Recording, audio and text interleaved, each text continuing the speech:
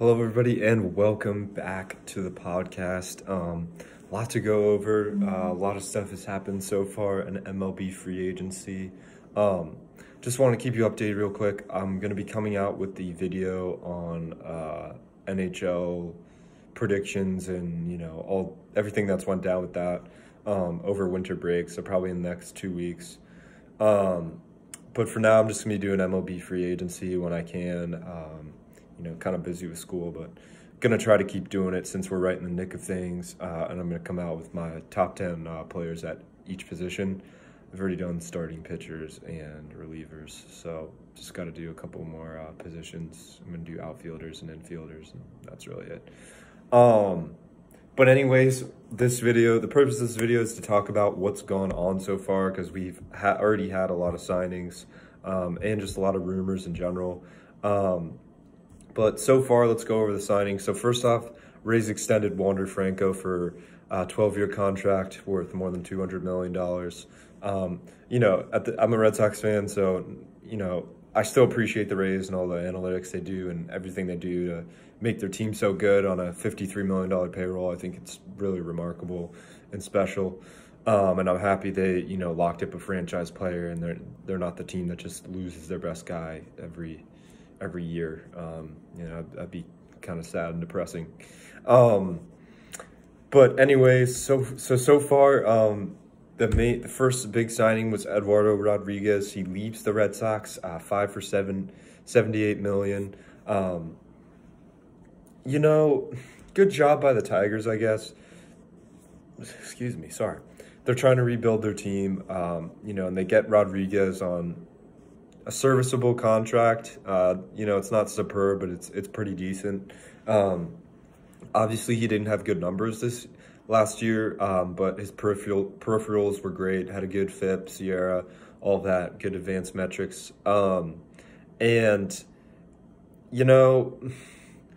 I just, watching him last year, I didn't think his stuff was as good as it had been in past years. And he just had a lot of bad starts.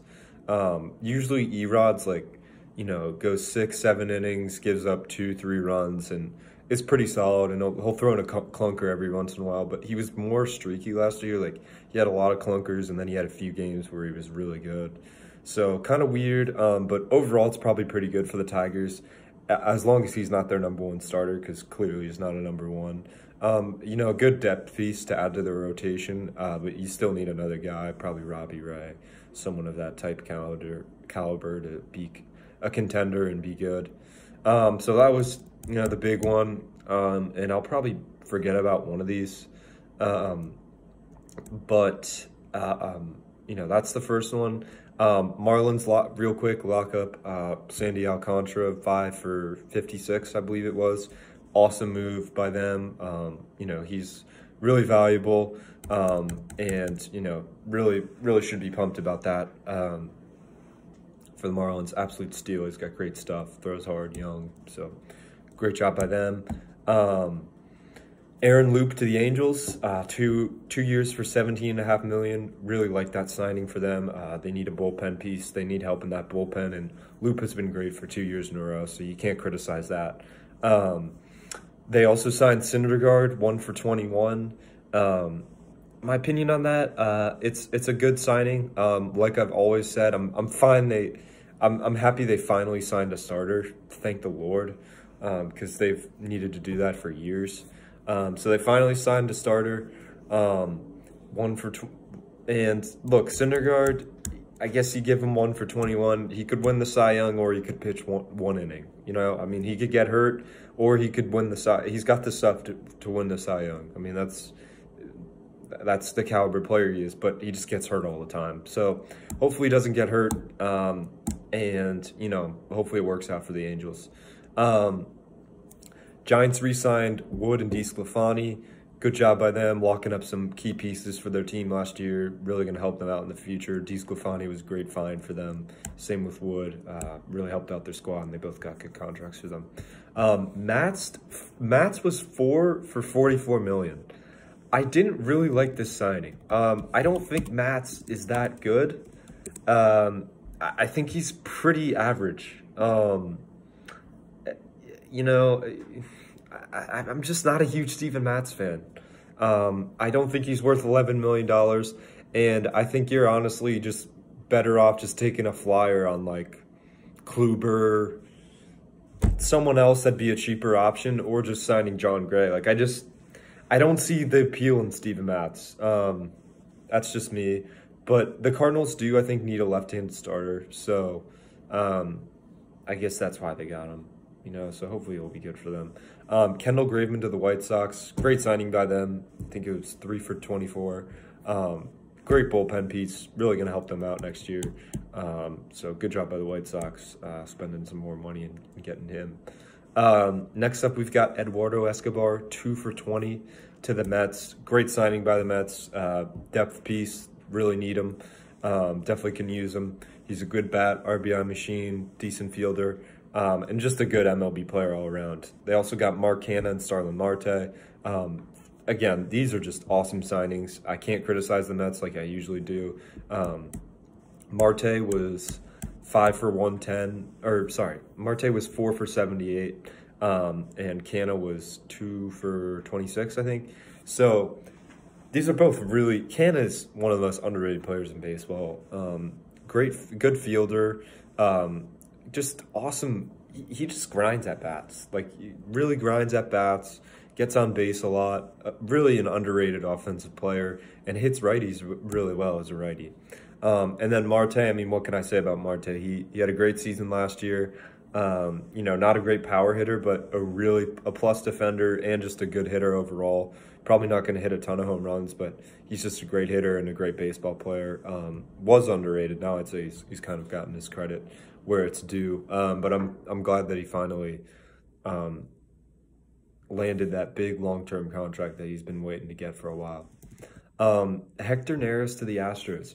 Really interesting, this is an Astros move because he throws a sinker, and he's got a ton of break on his pitch, and the Astros love that. And, you know, it's interesting that he got 2 for 17, and, you know, which is the same that Loop got. And I don't think he's as good as Aaron Loop, so it's just an interesting deal. And it's interesting he's valued at that kind of money because there's no way Philly would have paid him that type of money. So I don't know. I just thought that was kind of interesting that Neris got 2 for 17, but I think he'll be good on the Astros because they're going to figure out how to use his slider and his effective pitches to his advantage. So I think he'll be good for them, but kind of maybe a little bit of an overpay. Next up, we have Kluber to the Rays, 1 year for $8 million. Interesting deal. It's always interesting when the Rays shell out more than $5 million to a player these days. And, you know, my question is would Kluber have gotten, like, who are they competing with here? Like, do you think anyone else would have given Kluber $8 million? Probably. But I don't know. I think it's interesting. You know, one thing about Kluber is I think he just needs movement to be good. The problem with the signing is he didn't pitch a lot of last year, and he was injured. And if you're the Rays and, you know, you give this guy $8 million and, you know, he doesn't pitch most of the time, that's tough because you're giving all that money to him and, you know, he might not pitch a lot of the year. And for them, they've got a precious payroll. So, I don't know. That'll be interesting to see, but I think, you know, he'll do well for the Rays if he makes a lot of starts. It's just a question of how many starts is he going to make. Next up, probably my favorite signing of the day, Buxton to the Twins, 7 for 100. Happy for this for both parties. Now, I remember he was basically going to be traded at the trade deadline because he, you know, they just couldn't come up with a long-term contract, and they're like, all right, well, if you don't want a contract, then we're just going to trade you. And they wound up not trading him. They held on to him, and he signed it. They got a long-term deal. They agreed on a long-term deal. So really happy about that. Happy he's staying in Minnesota, and, you know, first overall pick worked out, and he's playing well. So 10 for 7, that's $14 million average value. probably a little less for, I'd probably pay a little more for Buxton. He's probably valued a little higher just because of his defense. But, good contract for both sides for sure. Next one is interesting. Happy the man finally got his bag. Marcus Semien, 7 years for $175 million to the Rangers. It's interesting because, as I bring up, they also just signed John Gray. So they're making their team better. But let me see, because $175 million. I mean, how much is that? 100 million divided 175. Okay, so they're giving them 25 million for 7 years. That's not that bad, honestly, for Semien. Look, first off, we're talking about a guy who's been an AL MVP candidate 2 of the last 3 years. And that's something that is never talked about and, I think should be talked about more. This guy is probably the most underrated player in baseball. I mean, let's be honest here. He has been an MVP candidate for 2 of the last 3 years. And he's a second baseman. So that's another question is, does he go back to shortstop for the Rangers? It seems like they're also zeroing in on Corey Seager. So this would be really interesting if they got Corey Seager and Semien, kind of just bought like the new team. You know what I mean? Like no homegrown talent whatsoever. Like they just bought Marcus Semien, bought Corey Seager, John Gray. Like they're just buying all these players to make their team better, which I think is kind of funny. But honestly, I'm not that against this contract. It's definitely 1 year too many because I think Marcus Semien is, how old is he? He's 30, yeah, he's 31. So he's not like, when he's 38, he's not going to be worth $25 million. So it's kind of a brutal contract in that sense. Wow, he's 31. I didn't think he was that old. But for now, it's a good contract, and he's gonna produce. So I like it just in the sense that the Rangers are kind of committed to making their team better. And I think they have like one of the top picks this year. I don't know what exactly it is, but it's a good pick. And now let's move on to their next signing, John Gray. So they signed John Gray, 4 for $56 million. Really disappointed. First off, Colorado couldn't re-sign him. He's your number two overall pick, homegrown in Colorado, came with the hype and kind of delivered. I mean, he was pretty good in Colorado.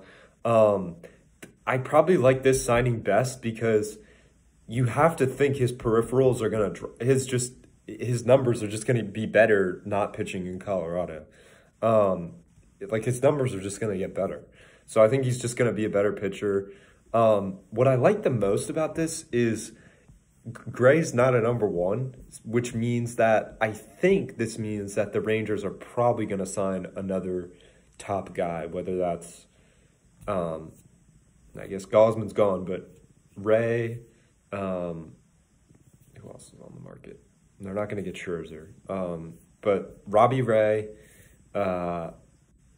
this is pretty pathetic. I can't remember who else are the top starters on the market. Verlander's been signed. Let me just check real quick.